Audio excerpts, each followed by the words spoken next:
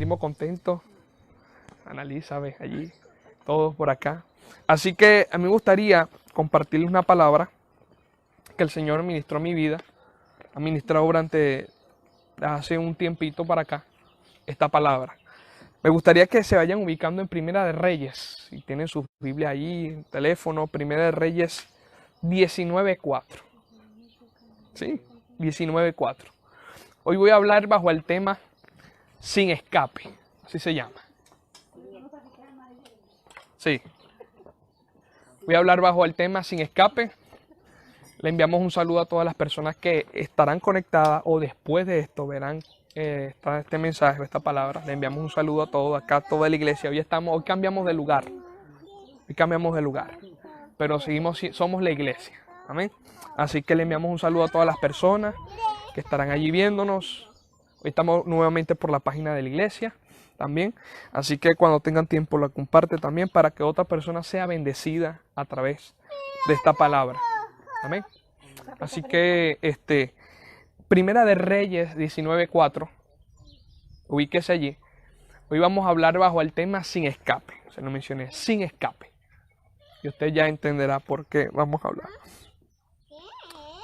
Dice la Biblia, Primera de Reyes 19:4, dice: y él se fue por el desierto, hablando de Elías, un día de camino, y vino y se sentó debajo de un enebro, deseando morirse, y dijo: basta ya, oh Jehová, quítame la vida, pues no soy yo mejor que mis padres. Voy a volver a leer ese versículo. Dice: y él se fue por el desierto un día de camino, y vino y se sentó debajo de un enebro, y deseando morirse dijo: basta ya, oh Jehová, quítame la vida, no soy yo mejor que mis padres.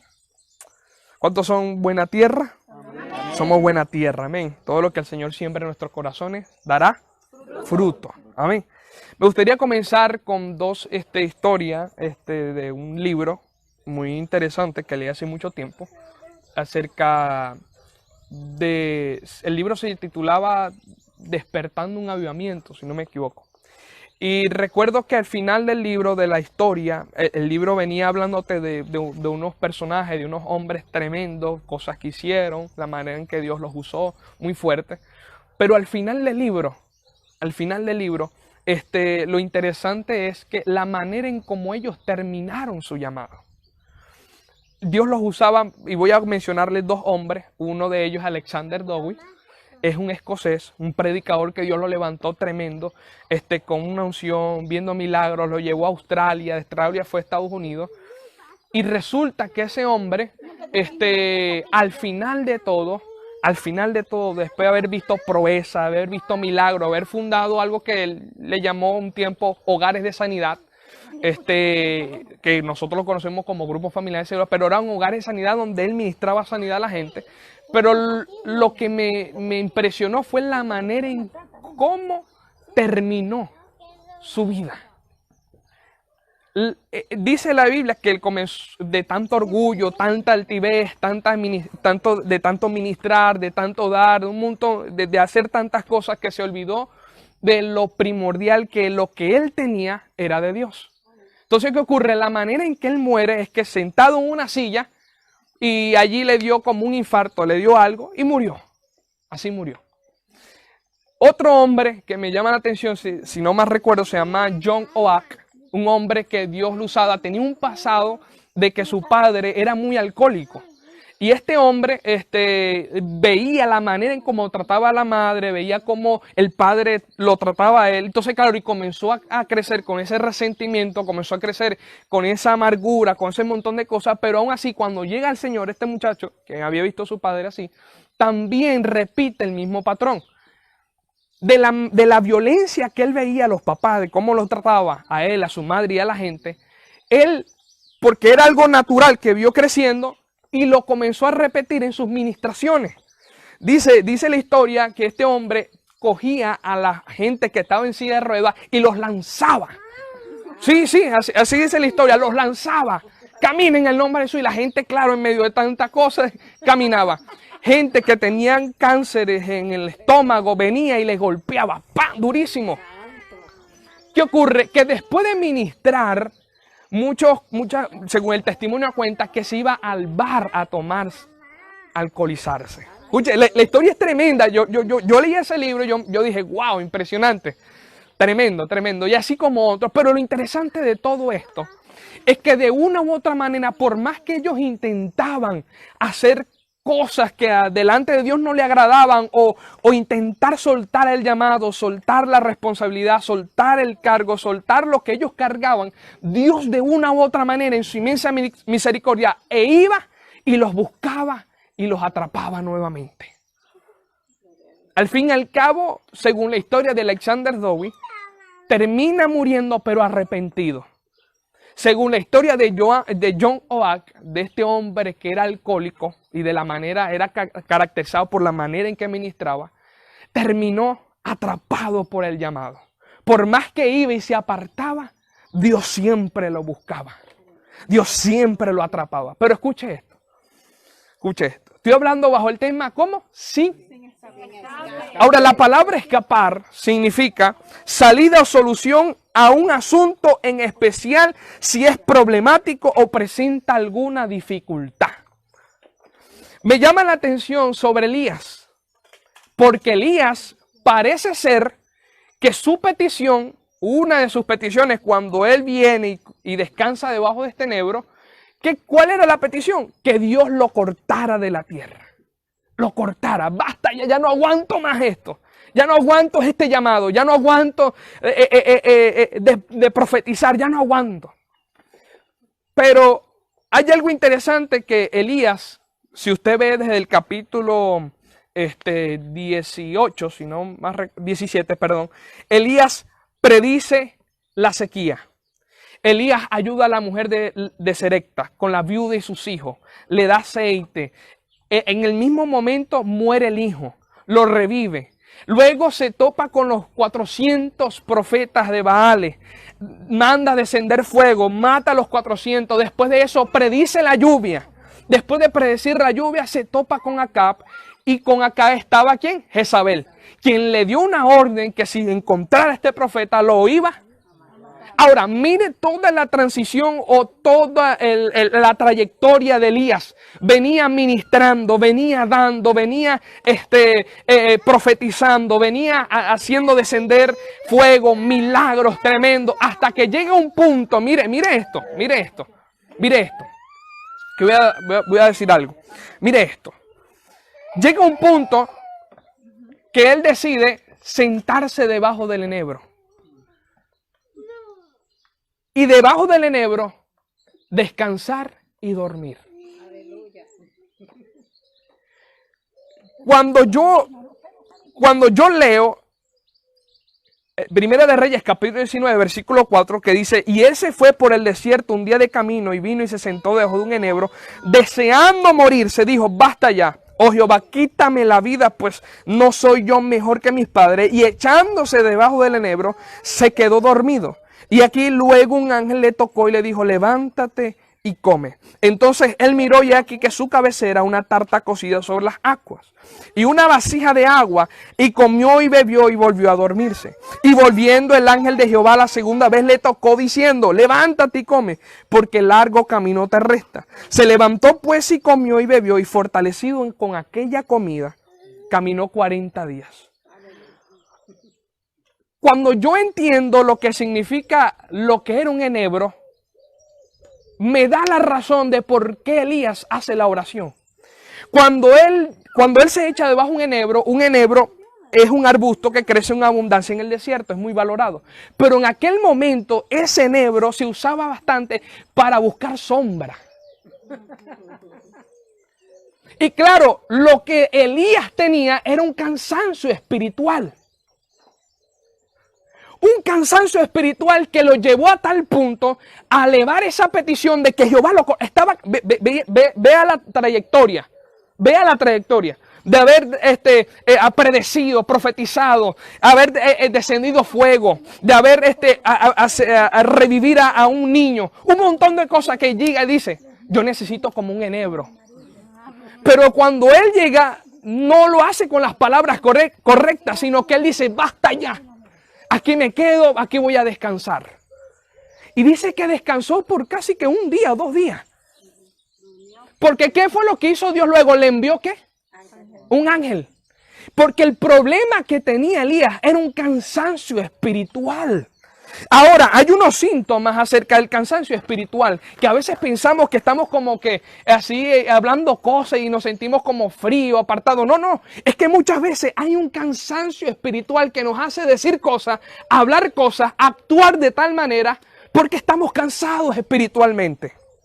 El cansancio espiritual es cuando a veces no leemos la Biblia como antes la leíamos. Ahora la leemos como para salir del paso. El cansancio espiritual es cuando a veces ya no creemos como antes creíamos, con pasión, con convicción.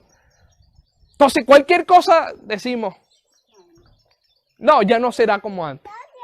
Entonces el cansancio espiritual es cuando a lo mejor no adoramos con pasión, no alabamos, cuando no levantamos las manos como antes lo hacíamos.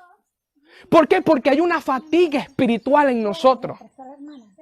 Porque lo que conllevó a Elías a estar debajo de este enebro es a descansar. Porque ¿qué fue lo que hizo? Dijo la oración, basta ya, ya no aguanto más, hasta aquí llegué, córtame Dios, y se echó a dormir. Lo que Elías tenía era un cansancio espiritual. Pero escuche, el llamado de Dios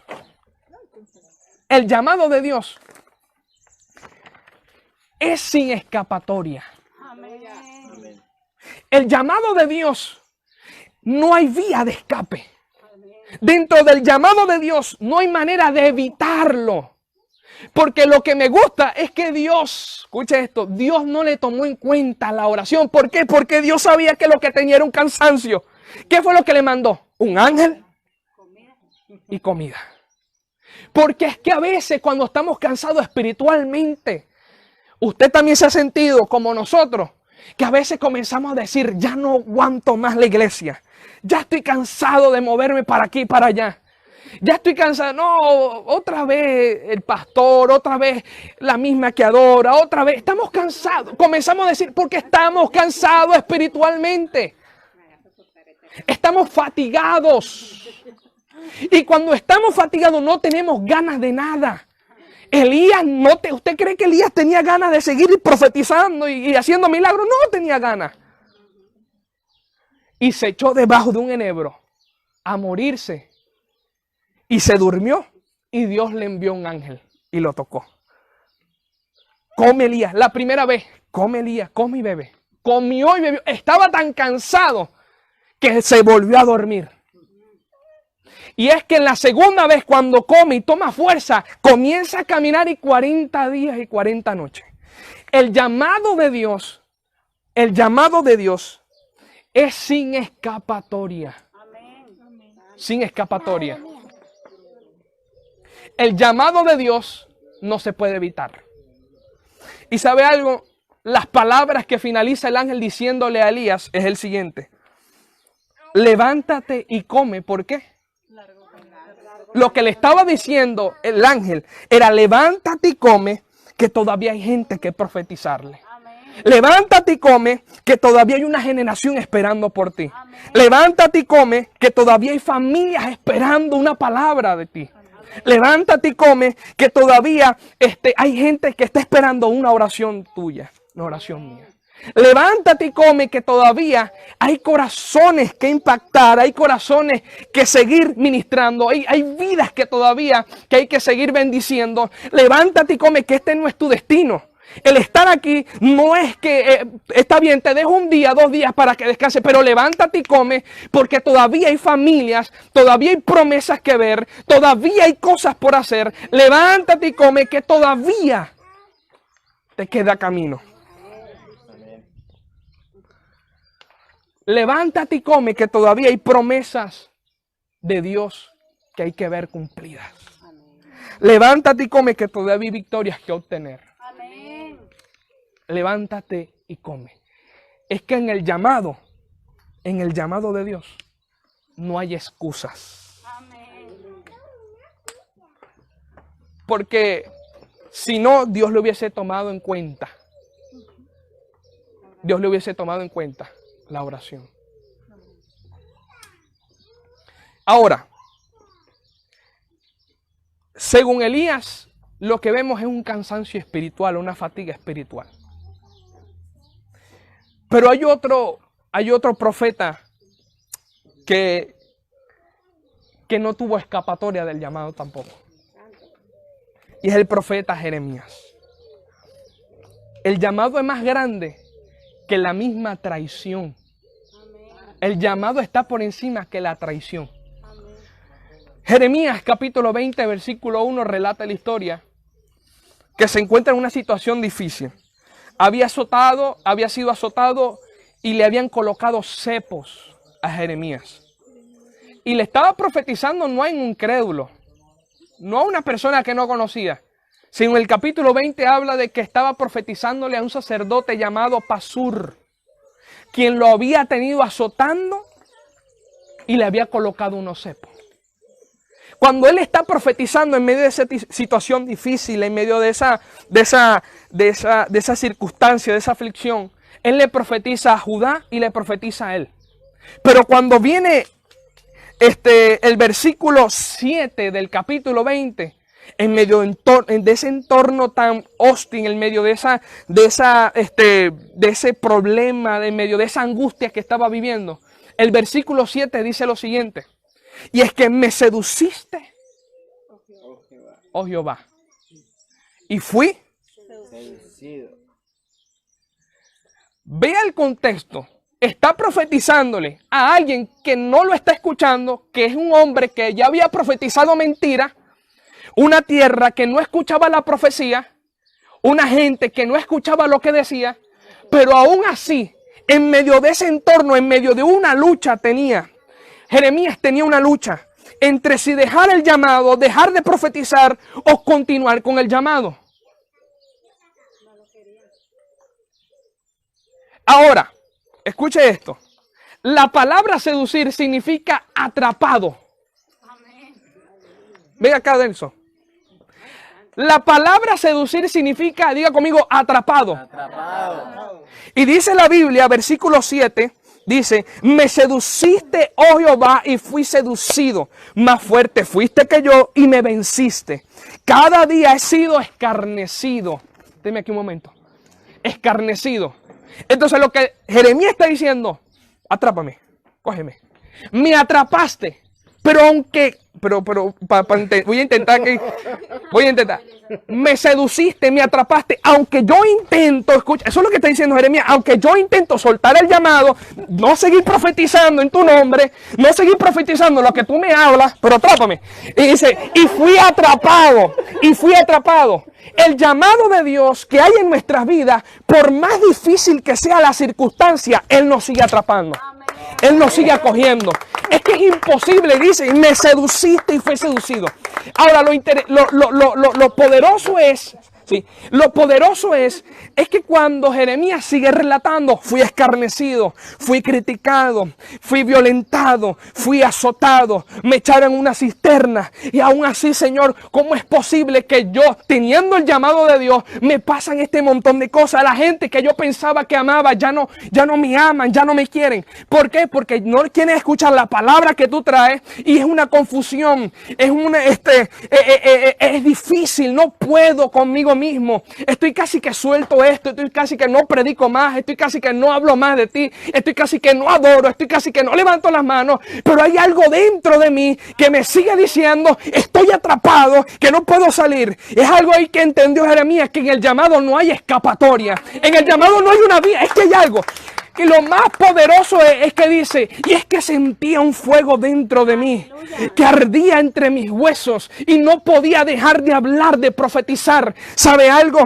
El fuego de Dios es tan poderoso, tan tremendo, que aunque nosotros querramos algo, está tan dentro de nosotros que no nos deja hacerlo.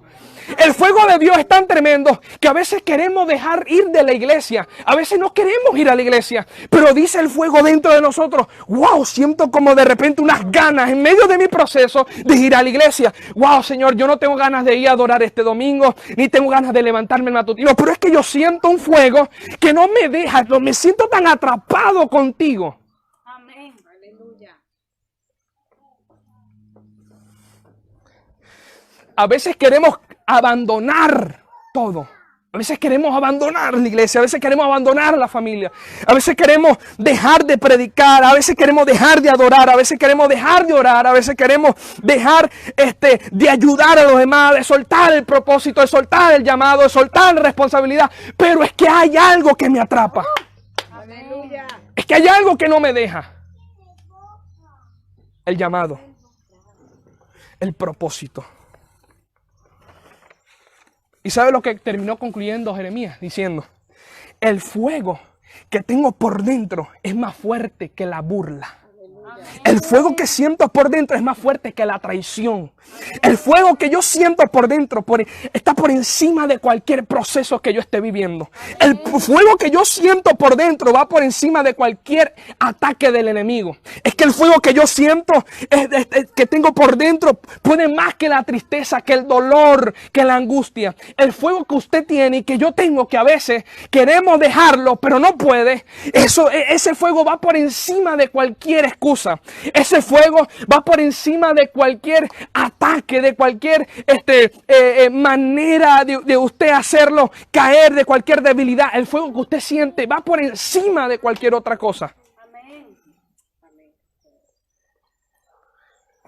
El fuego que nosotros sentimos y que usted siente, a veces que no quiere levantar las manos, pero hay algo dentro de ti que te dice, levántalas.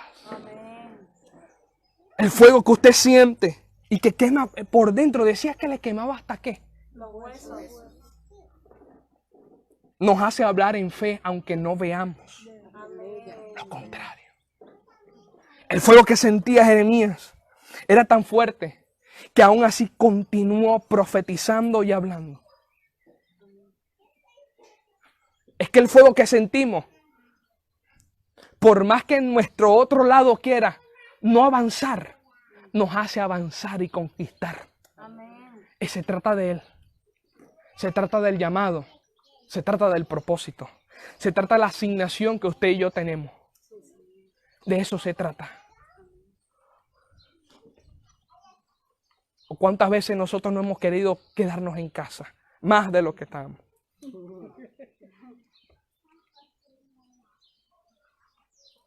¿O cuántas veces usted no le ha dicho levante sus manos y usted no quiere? Usted no quiere. Usted no quiere.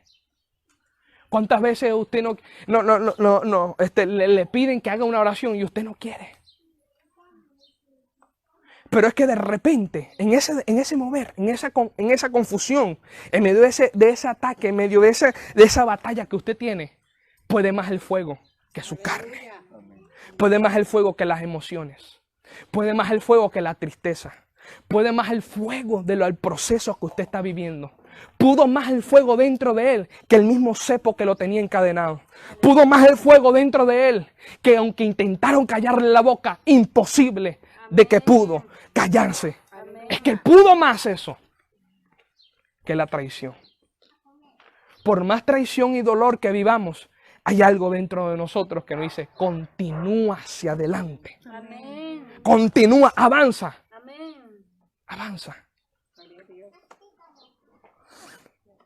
Lo tercero, el tercer hombre, que ese sí que fue caretabla.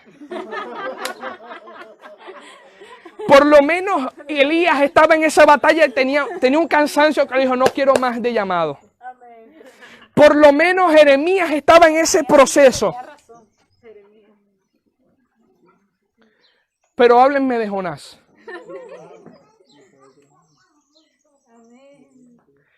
Mire, hay un misterio que yo no sé si usted lo ha escuchado, pero lo voy a soltar con Jonás. Tremendo, tremendo. La Biblia dice que Jonás recibe una palabra. Y la palabra que recibe, usted lee el capítulo 1 y se da cuenta que la palabra que él recibe es para ir a Nínive. Levántate y ve a Nínive. Y yo te daré la palabra. Lo que hizo fue lo contrario. Me dieron la palabra, se levantó, fue a... Dice la Biblia que se fue huyendo de la presencia de Dios. Así dice. Huyendo de la presencia de Dios. Como pensando, bueno, Dios no está. Así me vaya para el otro lado, Dios no está allá. Entonces, se fue huyendo de la presencia de Dios. No quería saber nada de llamado, no quería saber nada de palabra, no quería saber nada de Dios, nada. El profeta emprende su viaje a Tarsis. El profeta emprende su viaje a Tarsis. Y de repente comienza una situación en el barco. Y la situación que comienza, a pasar. Si pueden sentarse, por favor. ¿Sí? Porfa, déjenlo así. Vale, gracias. Cuando terminemos de predicar, si podemos. Lo interesante de esto es que cuando comienza Jonás en el barco, dice la Biblia que se levantó y Jehová hizo levantar una tempestad. Una tempestad. Y resulta que los hombres que estaban allí, ya usted sabe la historia, ¿qué comienza a pasar? Comienzan a angustiar, algo está pasando, aquí debe haber un hombre que nos está echando la partida para atrás. Y bueno, y comienza ese asunto dentro del barco. Pero dice la Biblia que el barco se comenzó a mover de tal manera que casi que se parte, se quiebra. Y que cuando comienza esa situación, dicen los eruditos, dicen los estudios profundos, que en medio de la tormenta, de las olas, del mar que se levantaba, al parece ser que quien movía la barca de tal manera era el pez que se iba a tragar a Jonás. Dicen los estudios, quien hacía mover de tal manera junto con las olas, era el pez que estaba llamando, diciéndole a los hombres que suelten a Jonás para tragárselo. Ahora, escuchen lo siguiente. Toman suerte, le cae a Jonás y ya sabe la historia. Yo soy hebreo, yo le temo a Jehová, tuvieron temor todos. ¿Y qué hicieron? ¿Y qué dijo Jonás? Lánceme al mar, pensando que se iba a morir. Que dijo, me lanzan al mar y listo, con esto estamos. Se acabó el llamado, se acabó responsabilidad, se acabó. Y dice que cuando lo cogen, lo lanzan al mar y estaba el pez esperándolo. Científicamente, y la gente que estudia, un animal no puede tener el oxígeno de tal capacidad para mantener a alguien, a una persona o a un ser vivo, vivo dentro del vientre. Es imposible que lo tenga 3 días. No puede. Pero escuche esto. A mí me llama la atención el versículo 7 que dice, pero Jehová tenía preparado un gran pez para que tragase a Jonás. Escuche, preparado un gran pez para que ¿qué? Y estuvo Jonás en el vientre del pez 3 días y 3 noches. Ahora, yo me interesé tanto en investigar la palabra preparar y me di cuenta de algo. Y es que la palabra preparar significa señalar o escoger. Pero hay otra que me gustó muchísimo que significa en el hebreo matrícula. Escuche, matrícula. Claro, cuando yo investigo qué significa matrícula, matrícula es una inscripción en una lista o un registro oficial. En pocas palabras, se entiende que por lo general un registro de determinados datos personales con un archivo, un objeto, forma parte de alguna institución educativa o para validar o autorizar la posesión o el uso de un vehículo. Cuando usted manda a su hijo, cuando nos mandaron a nosotros, o mi madre o su padre, quien sea, o ahora con nuestros hijos, matriculamos a nuestros hijos antes de que entren a clase. Ese registro es tan oficial que por más que usted se lo olvide, a usted lo llaman y dice, pero su hija, usted lo matriculó hace tanto tiempo y ahora, ¿qué pasó? ¿No la ha traído al colegio? ¿Qué ha pasado? ¿Le recuerda a usted esa matrícula? Igualmente, cuando usted tiene una matrícula de coche, sus datos personales, está siendo autorizado por el Estado a tener en posesión del coche y a que puedan movilizarse en el coche. ¿A qué quiero decir con esto? Que el pez estaba autorizado por el cielo para tragarse a Jonás y escupirlo nuevamente en el propósito y en el llamado donde estaba. Escuche, dice, hasta ahora siguen buscando el pez y el pez no lo encuentra. Es que ese pez fue determinado y creado solamente para tragarse a Jonás y escupirlo al llamado nuevamente.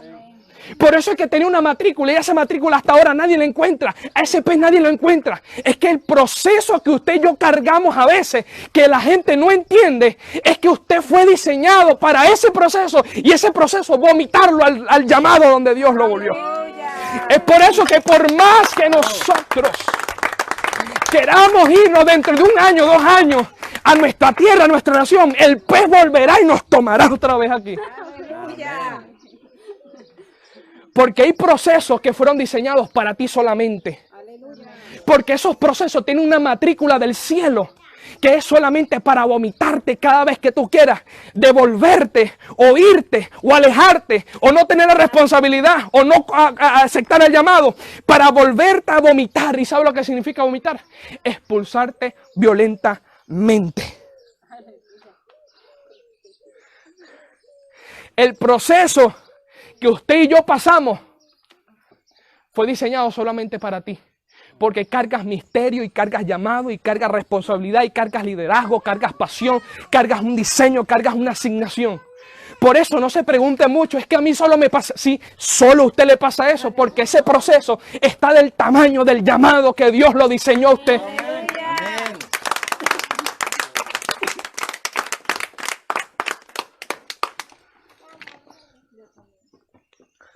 Pero ¿y por qué esto me pasa con mi familia?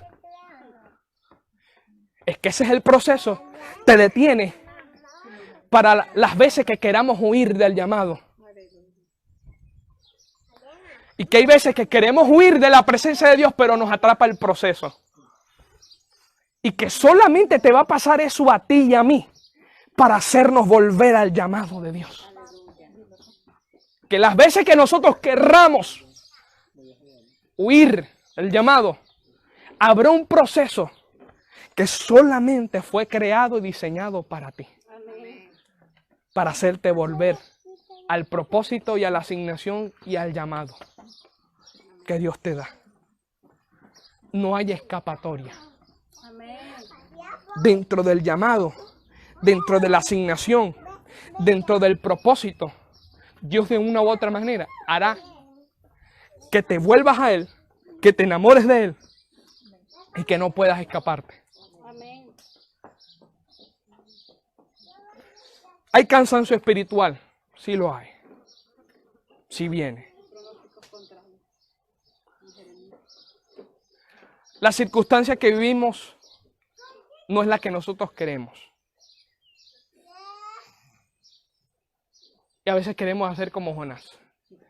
Pero Dios siempre va a tener preparado de antemano una circunstancia para atraparte. Y devolverte a tu llamado. Amén. ¿Que me quiero ir de la iglesia? Ah, yo sé. Que Jehová tiene preparado un proceso. Que no quiero continuar con el llamado. Jehová tiene un proceso preparado. Que estamos cansados espiritualmente. No hay excusa. El Señor dijo, levántate y come. El algo terrible. Dice que comió, se sació, bebió y se levantó y continuó el camino. No hay escapatoria. Póngase de pie. Póngase de pie.